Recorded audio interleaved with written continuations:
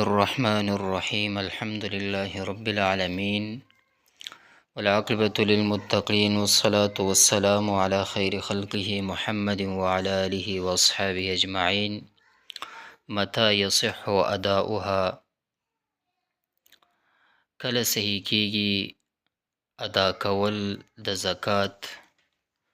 لا يصح نه صحیح کیږي اداء الزکات،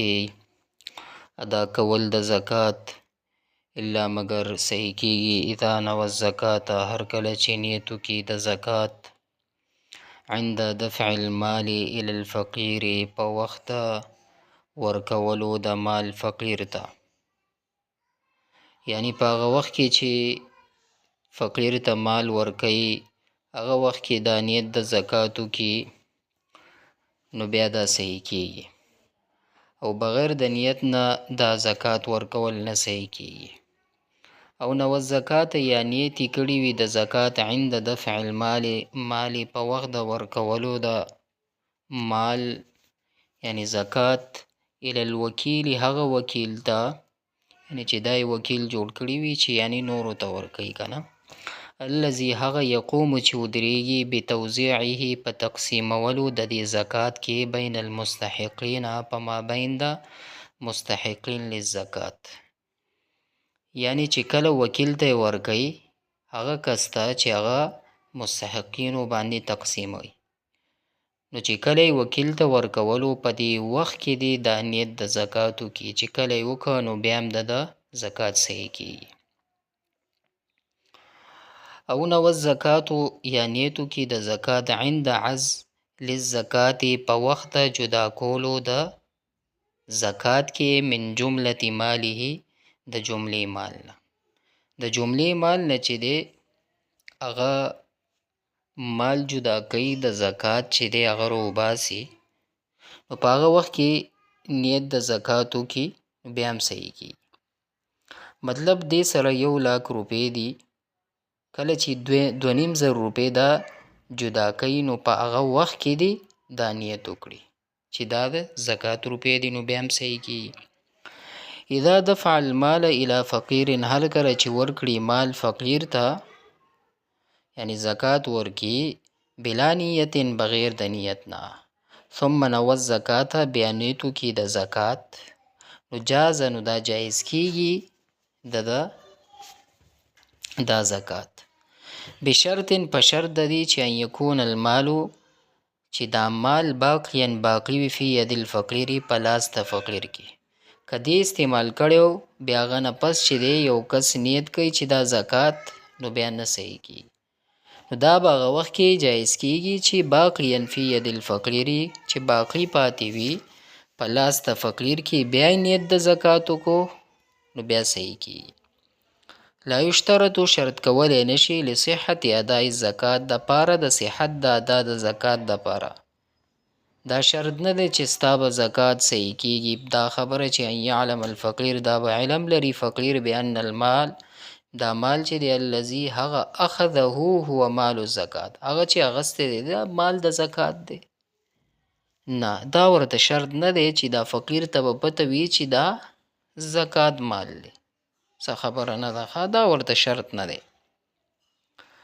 لو اعطى الفقیر، که ورکی فقیر ته مال المال، یعنی زکات ورته ورکی، وقال وی چې انه اعطاه هبه، چې ما درته درکړو هبه می درله درک، او قرضا، یا قرض حسنه می درته درک، ونوا به الزکات، او یا نیت یو کو د زکات، نو صح اداء الزکات، نو صحیح کیږي زکات. یعنی که فقیر ته ویری چې دا می هبه درکا یا قرض حسنه می درکې یا زکات، نو په دې ټولو صورتونو کې چې دی د قرض د زکات چې دی دا ادا کیږي. الذي هغه کس تصدق، چې هغه صدقه کی بجميع ماله، ټول مال صدقه، ولم ينوي الزکات، او د زکات نیت ونه کو، نو سقط عنه الزکات، نو ساقطیږي د دې نه زکات، ځکه چې مالی باقی پاتې نشو، ټول مالی د الله په لاره کې صدقه کو، نو چې ټول مالی صدقه کو نو بس دینه چې دی هغه زکات چې دی هغه ساقطیږي، اگر که دی نیت د زکاتی پکې نوی کړي ټول مالی صدقه کو. اذا هلک هر کله چې هلاک شي بعض المال بعض مال بعد تمام الحول پس ته پوره کیدلو د کال نو بعضی مال تینا هلاک شو نو سقطت الزکاتو نو ساقطیږي زکات به حسابه په حساب دا هغه کم چې هلاک شوی وي مال کان عند احد 1000 درهم یا لکه چې وي یو کس سره 1000 درهمه یجب فیها نو واجب دی په دې باندې یعنی 15 درهم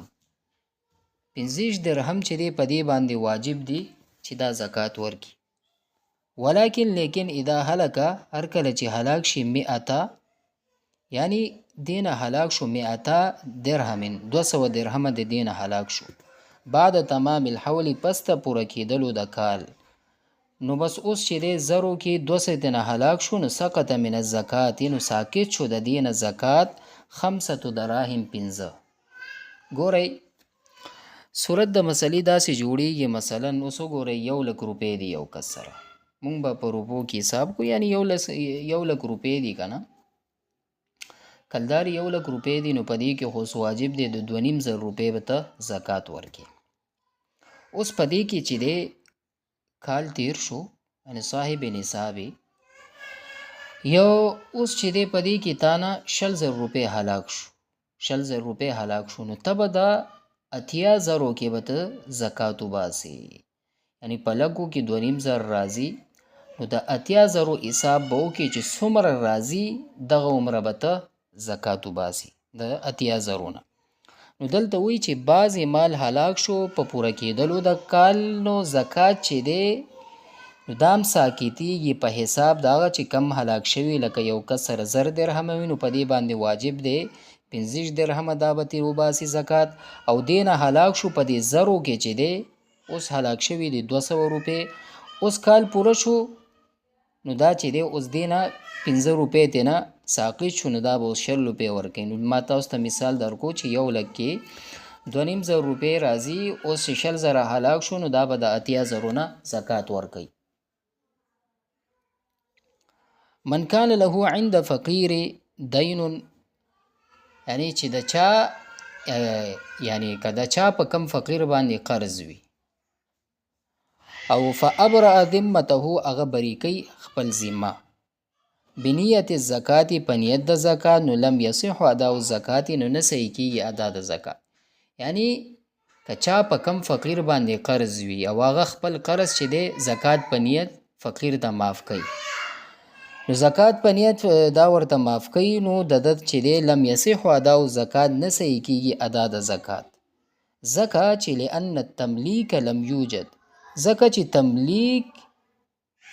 اونو موندلی شو دلته تملیک پکې نشته نو دا نه صحیح کیږي ولا یصح اداء الزکات نه صحیح کیږي ادا د زکات بدون تملیک بغیر د مالک کولو د فقیر نه یعنی فقیر دی مالک کړي نه دی